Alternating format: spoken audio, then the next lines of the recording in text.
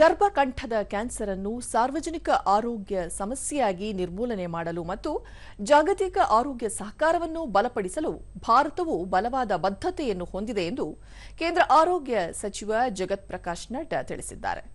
ವಿಶ್ವ ಆರೋಗ್ಯ ಸಂಸ್ಥೆಯ ಮಹಾನಿರ್ದೇಶಕ ಟೆಡ್ರೋಸ್ ಅಧಾನೋಮ್ ಫೆಬ್ರಿಯೆಸಸ್ ಅವರೊಂದಿಗೆ ವರ್ಚುವಲ್ ಸುದ್ದಿಗೋಷ್ಠಿಯಲ್ಲಿ ಅವರು ಈ ಕಾಯಿಲೆಯನ್ನು ಎದುರಿಸಲು ಭಾರತವು ತಡೆಗಟ್ಟುವಿಕೆ, ತಪಾಸಣೆ, ಆರಂಭಿಕ ಪತ್ತೆ ಮತ್ತು ಸಕಾಲಿಕ ಚಿಕಿತ್ಸೆಯನ್ನೊಳಗೊಂಡ ಬಹುಮುಖಿ ಕಾರ್ಯತಂತ್ರವನ್ನು ಅಳವಡಿಸಿಕೊಂಡಿದೆ ಎಂದು ಹೇಳಿದರು. 30 ರಿಂದ 65 ವರ್ಷದ ಮಹಿಳೆಯರಿಗಾಗಿ ಆಯುಷ್ಮಾನ್ ಆರೋಗ್ಯ ಮಂದಿರ ಮತ್ತು ಇತರ ಆರೋಗ್ಯ ಕೇಂದ್ರಗಳಲ್ಲಿ ಅಸಿಟಿಕ್ ಆಸಿಡ್ ಬಳಸುವ ತಪಾಸಣಾ ಸೇವೆಗಳು ಲಭ್ಯವಿವೆ. ಸಾಂಕ್ರಾಮಿಕವಲ್ಲದ ರೋಗಗಳ ತಡೆಗಟ್ಟುವಿಕೆ ಮತ್ತು ನಿಯಂತ್ರಣದ ರಾಷ್ಟ್ರೀಯ ಕಾರ್ಯಕ್ರಮದಡಿ ದೇಶಾದ್ಯಂತ ಈಗಾಗಲೇ 8.6 ಕೋಟಿಗೂ ಹೆಚ್ಚು ಮಹಿಳೆಯರನ್ನು ತಪಾಸಣೆಗೆ ಒಳಪಡಿಸಲಾಗಿದೆ. ಫೆಬ್ರವರಿ 28ರಂದು ಪ್ರಧಾನಿ ನರೇಂದ್ರ ಮೋದಿ ಅವರು ದೇಶಾದ್ಯಂತ ಹ್ಯೂಮನ್ ಪಾಪಿಲೋಮಾ ವೈರಸ್ ವಿರುದ್ಧದ ಲಸಿಕಾ ಅಭಿಯಾನಕ್ಕೆ ಚಾಲನೆ ನೀಡಿದ್ದಾರೆ.